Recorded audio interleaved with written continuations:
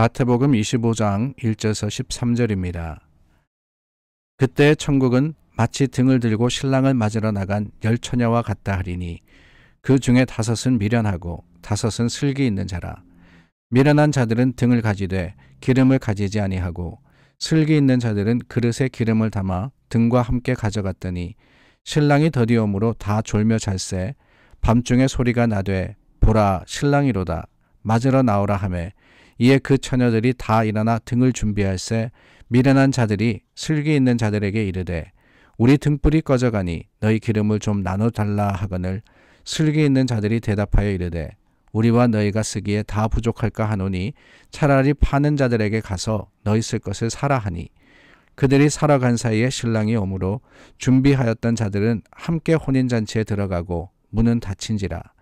그 후에 남은 처녀들이 와서 이르되 주여 주여 우리에게 열어주소서. 대답하여 이르되 진실로 너에게 이르노니 내가 너희를 알지 못하노라 하였느니라. 그런즉 깨어 있으라. 너희는 그날과 그때를 알지 못하느니라. 예수님께서 길게 마지막 때에 대해서 또 그 마지막 때를 어떻게 준비해야 하는지를 가르쳐주고 계십니다. 25장에서도 계속된 예수님의 설교의 말씀이 이어지고 있는데 오늘 본문은 우리가 너무나도 잘 알고 있는 10처녀의 비유입니다. 10처녀의 비유, 천국이 어떠하냐, 마지막 때가 어떠하냐, 신랑을 맞으러 간 10처녀와 같다라고 이야기하시죠. 그 10처녀를 설명하시면서 2절 말씀은 5은 미련하고 5은 슬기 있다라고 표현을 하셨습니다. 근데 그 이어지는 말씀을 보니까 그 정황을 보니까 도대체 무엇이 이 5, 반은 지혜롭고 반은 미련하다. 그것을 구분 짓는 조건이 될까라는 그런 생각이 들었어요. 도대체 뭐 때문에 이 사람들은 지혜롭다 그러셨고 저 사람들은 미련하다 그러셨을까? 그 조건이 뭘까? 가만히 보면은 10사람 모두 등을 가지고 신랑을 맞으러 갔습니다. 그러니까 신랑이 온다는 것은 다 알았어요. 그리고 그 신랑을 기다려야 한다라는 것도 10명 다 똑같이 알았습니다. 5절 말씀에도 신랑이 더디옴으로 다 졸며 잘새 5명만 졸았던 게 아닙니다. 10명 다 졸았습니다. 그러니까 신랑을 맞으러 가는 것이나 또한 등을 들고 가는 것이나 가서 시간이 늦어짐으로 졸았던 것이나 이런 것들은 이 슬기와 그리고 미련을 구분짓는 것이 아니었다라는 거예요. 다 잤습니다. 근데 뭐가 달랐느냐?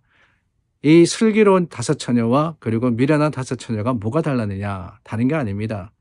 신랑의 오미 늦어졌을 때 그때 깨어서 신랑이 온다라는 그 소식을 들었을 때 가만히 보니까 미련한 5처녀의 등에는 기름이 떨어져 가고 있었던 겁니다.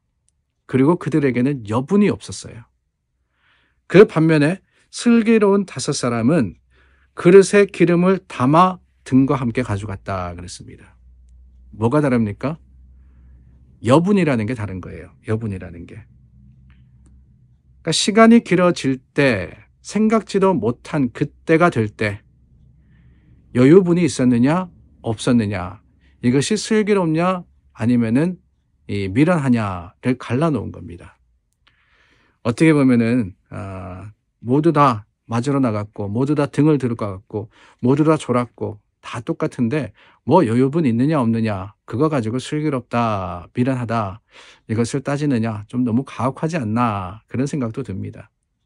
그러나 여러분 예수님께서 24장과 25장을 통해서 계속해서 강조하시는 게 뭡니까? 다름이 아닙니다. 그날과 그때를 알지 못한다 그랬어요.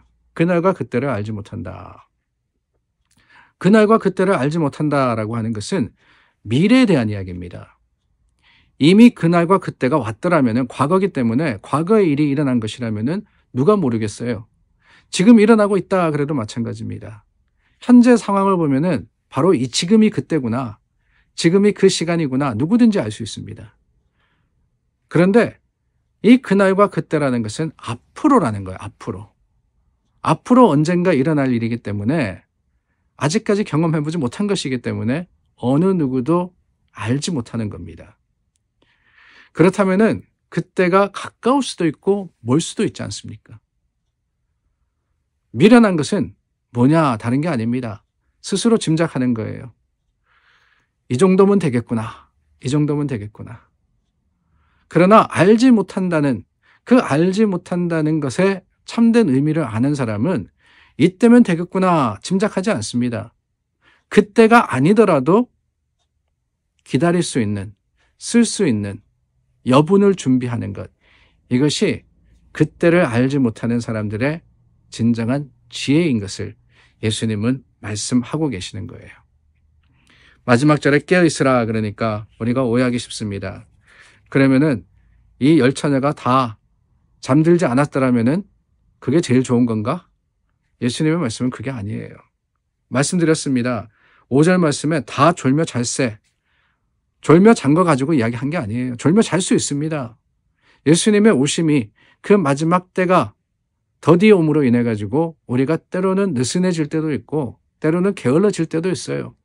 그러지 말면 좋지만은 그럴 수밖에 없을 때도 있습니다. 그거 가지고 너무 자학할 필요는 없어요. 근데 문제는 뭐냐? 그때가 가까우면 가까울수록 아니 예수님이 오시는 바로 그때 준비가 되어 있느냐? 그때 신앙의 불을 피울 여분이 있느냐? 이게 문제라는 거예요. 코비드 기간을 지나면서 그런 생각을 해봤습니다. 가장 큰 문제가 뭐냐? 교회적으로도 신앙적으로도 가장 큰 문제가 뭐냐? 한번 열정이 식으니까 다시 그 열정이 뜨거워지기가 쉽지가 않아요. 한번 교회 안 오는 게 습관적이 되다 보니까 그 습관을 떨쳐버리고 교회 와서 예배 드리는 거 어렵습니다. 이런저런 일이 있어서 교회를 떠난 사람들도요. 다시 교회를 가지 않아요. 왜?